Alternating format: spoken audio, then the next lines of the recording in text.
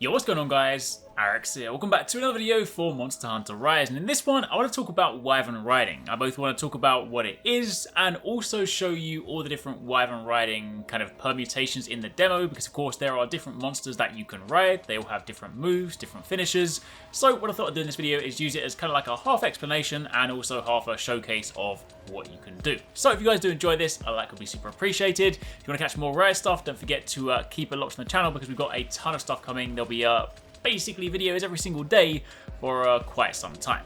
Anyway, what is Wyvern Riding? Well, Wyvern Riding is basically the new mounting system in Rise. Mounting in the kind of conventional sense that we've known it up until this point has changed. They've now replaced it with a thing called Wyvern Riding, where effectively what you do is you still, perform mounting attacks. You'll notice this whenever you're attacking with sort of blue damage numbers. Also, Silkbind moves will do a good job of kind of racking this up, so it doesn't always have to be aerial attacks. It just needs to be, effectively mounting damage. And then when you get a monster to a readied state, they basically get into this sort of a down slow state, and you can go up and you can interact with them. In fact, if your weapon is drawn and you just happen to be attacking next to them, then you'll often get automatically grabbed and pulled onto the back of them. You then use Iron Silk to bind yourself or bind the monster, and you can use that to kind of puppeteer them and move them around. When you're on the back of a monster, you have a variety of different options. You can hold down R to then begin running and moving around. You can then press light attack to attack monsters nearby you. You can press heavy attack. You can press Y to yeet them into the wall, a la kind of the Clutch Claw from World and Iceborne, and you can press B to evade or perform an emergency evade. Now, it's worth noting you also have a timer. You can only be on the back for so long, and you have a meter which builds up if you're attacking other monsters, and then once this meter maxes out, you can perform your special finisher. That is effectively how it works. Keep in mind there are things like, you want to avoid getting hit by the monsters, so you'll use your emergency evade because that can, impair your timer. Similarly, if you ram it into the wall but you dodge at the right time, you can also then circumvent being knocked to the ground and you can continue to ride the monster for a little bit longer. But the main thing is this is just a good way to not only position the monster, move it around, get some damage, but also actually use them to attack, which is incredibly cool. Now, as a quick sort of demo, we're going to kind of give you some footage of all the monsters in this video, but it's a sort of like super top level summary. Azeroth's light attack will kind of cause you to sort of lunge forward. This can then be followed up into his strong attack. The strong attack will typically cause Azeroth to do his signature multi-swipe move, slashing left to right 3 times.